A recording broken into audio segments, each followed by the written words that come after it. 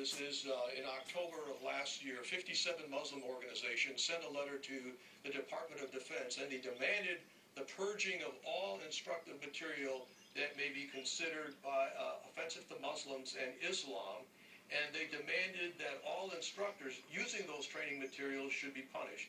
As a result of that, in May of this year, the chairman of the Joint Chiefs of Staff, General DEMPSEY, sitting alongside Secretary of Defense Leon Panetta, publicly excoriated Lieutenant Colonel Matthew Dooley, saying that his teaching of this course was offensive, was unprofessional.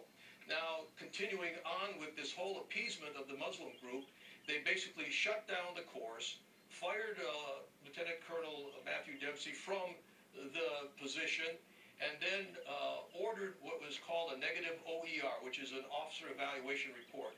What is really troubling is that up until this time, Lieutenant Colonel Dooley, who was a 1994 graduate of the United States Military Academy at West Point, he served as an aide-de-camp of 3 separate generals. His entire career has been characterized by outstanding performance. They've indicated that he should be promoted. He has unlimited potential in achieving responsibility. Let's talk about his promotion. His promotions are going to be blocked as a result of this.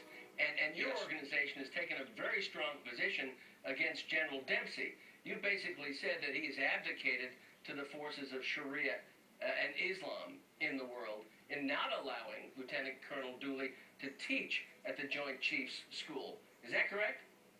That is correct. In fact, we see the political correctness permeating the upper echelons of the military throughout. Apparently, we have not learned our lessons from the Fort Hood massacre, and now we attempt to appease these Muslim organizations, and in doing so, we are jeopardizing our national security. In fact, one Middle East expert said that the final defense against jihadists, the Pentagon, has now capitulated and is teaching our military in accordance with the Muslim Brotherhood teachings. And so if we don't have a strong military, and I think, Peter, we have to understand that the course that he was teaching was not to college freshmen.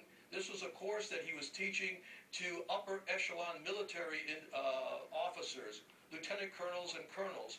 And the purpose of this course was to engage in dynamic discussion, to think the unthinkable, to expect the unexpected, because these officers one day will find themselves in a position of a nuclear attack on, let's say, the city of New York.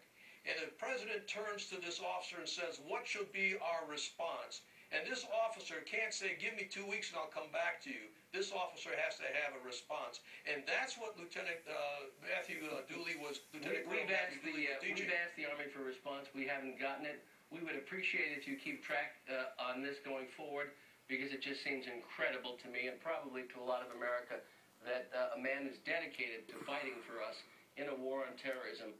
Sounds more like bullshit. Sounds to me like Leon Panetta and Dempsey are the ones that need to be fired.